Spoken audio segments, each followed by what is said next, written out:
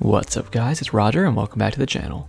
Today I want to do something that has been requested a few times over the past few months, which is to go over stats that I use on my Blink Warlock and my key bindings as well.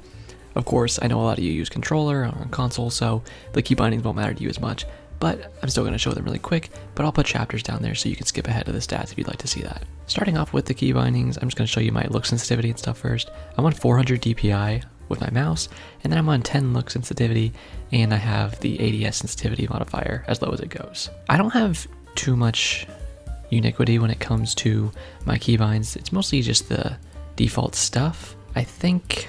So I use my side mouse button, the back one, for my melee, and then I use the front side mouse button for my super. So when I use my supers, it's the front side mouse button and the back side mouse button whenever I'm using a melee. I find those help me out the most. And just what I prefer, I can have really easy access to things like a melee, because reaching down to the V key to press the melee always seemed very clunky to me, so I just prefer this. And I don't remember what the default binding was for the supers. I honestly don't remember at this point, it's been a very long time, but I use the front side mouse button. That's my key bindings, nothing crazy exciting. I don't have anything different besides that, so let's get to the stats. Okay, so starting on our stats here, I don't have super hard set places for all my stats. A lot of them are just kind of where they are because of the armor I have, which if I get better rolls on my armor and I want to change things up, then I do pretty frequently. It just, you know how it is, it's Destiny, so when you get a random roll on a weapon or a piece of armor, you might change things out. So I'm always doing that, looking for what I can change. I will start over here with my Void 3.0. I have an extra 10 mobility, minus 10 recovery, and 20 intellect, because the aspects I'm running and whatnot, and I'm usually always running these aspects. I found the ones that I really like, and I'm almost always running them. Now, because of that, I have 54 mobility, 32 resilience, 101 recovery, 65 discipline, 88 intellect, and 64 strength. Now, I've done a whole video on mobility, breaking it down, and I tell you there that 50 to 80 is my preferred and what I think is the best for Blink. That's the range you want your mobility.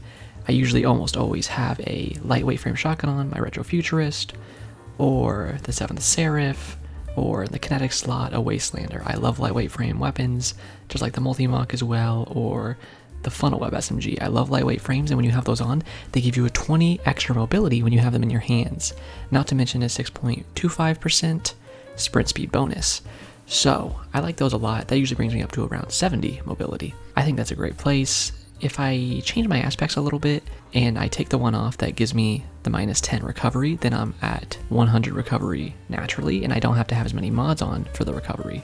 As you can see up here, I have one mobility mod on, and then 1, 2 recovery mods, and then 2 discipline mods. When it comes to recovery, skipping over resilience for a second, we'll go back. You always want to be at 100, especially since it's the Warlock's class ability. You always want to be at 100 so you get your rifts as much as possible, because especially now with Void 3.0, when you can have Child of the Old Gods, or as I call him, Clarence, you want that all the time. The lockdown potential that gives you is an absolutely amazing tool, and you need to utilize it if you want to be successful. So having 100 recovery is amazing.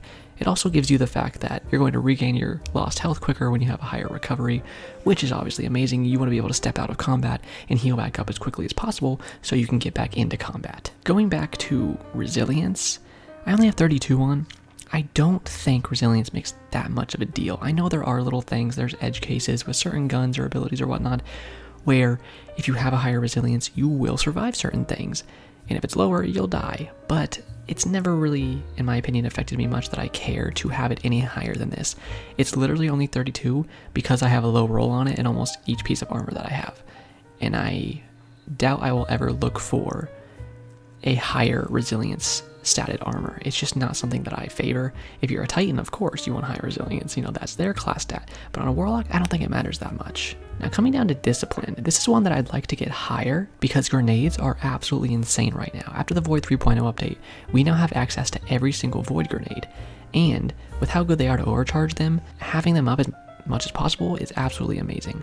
Now I'm at 65. I am interested in trying some higher discipline builds in the future, but I found that this is a really good middle spot to be, where I don't always have my grenades, but I almost always do. There's not many times where I'm like, man, I could really use my nade right now, and I just don't have it up. I usually do have it up between almost every single round of trials, as long as the round goes for, 45-ish, 30 seconds.